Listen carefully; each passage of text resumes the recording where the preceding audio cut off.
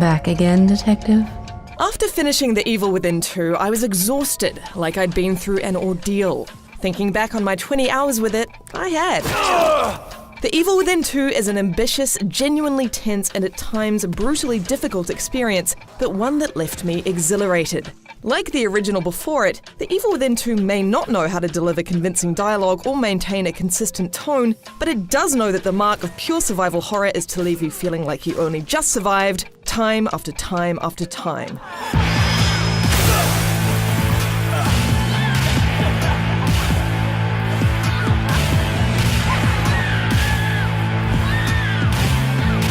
Developer Tango Gameworks has done a good job at a cleaner setup this time around, by sending protagonist Sebastian Castellanos to rescue his thought-dead daughter, adding some vital emotional stakes. Lily's still alive.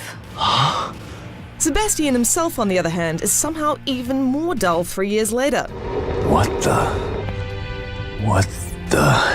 the hell? Oh, just shut up.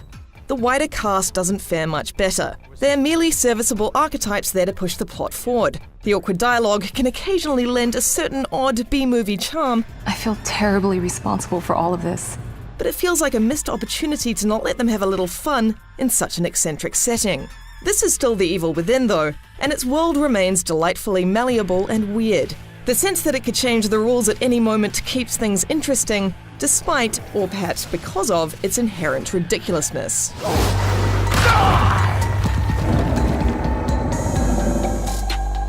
The Evil Within 2 story travels an unusual road, as its first half is tonally very different from its second. Sebastian begins his journey preoccupied with a deranged murderer, You're beginning to bore me. which is a meandering mystery punctuated by a weak boss fight. It made me miss the non-stop climactic encounters and big moments of the original. Its second half, on the other hand, travels at a breakneck pace, and its strength and surety made me wonder what the first half was even there for. I would never accuse The Evil Within 2 of being inconsistent in its mood, however. At every turn, Tango has done a great deal with lighting. Dimly lit corridors feel claustrophobic, creating a sense of inevitability.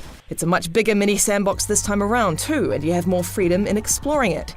Union, aka Anytown, USA, is a sprawling post-apocalyptic mess of diners and picket fences peppered with innumerable horrors.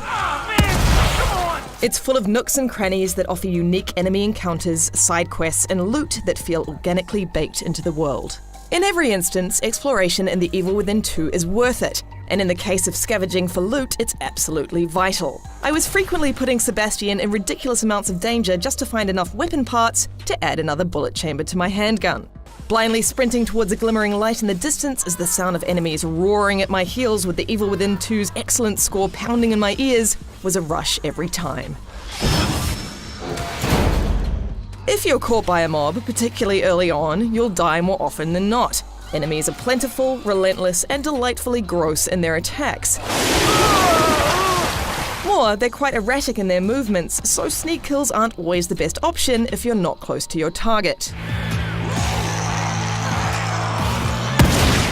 You don't always have to fight though. Like its predecessor, The Evil Within 2 allows for a stealthy approach, and it's slightly more feasible this time around thanks to a bigger playground and a new stealth upgrade path.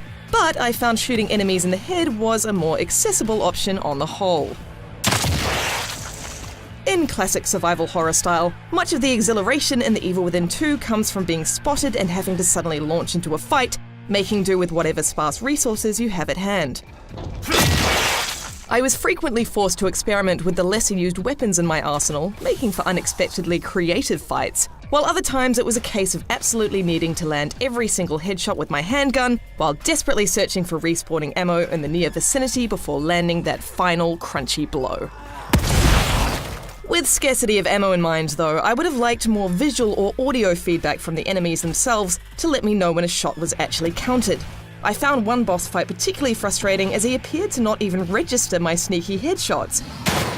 There was no grunt of pain or step backwards that would indicate progression in the fight. When every bullet counts, you should know when your shots do too.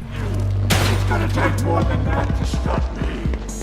The Evil Within 2 gives you more options to play your way in a much bigger survival horror playground than the original.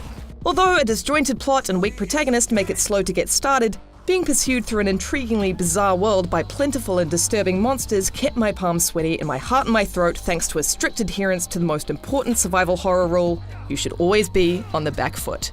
For more on The Evil Within 2, check out our graphics comparison, Evil Within in 5 minutes, and the first 15 minutes of The Evil Within 2.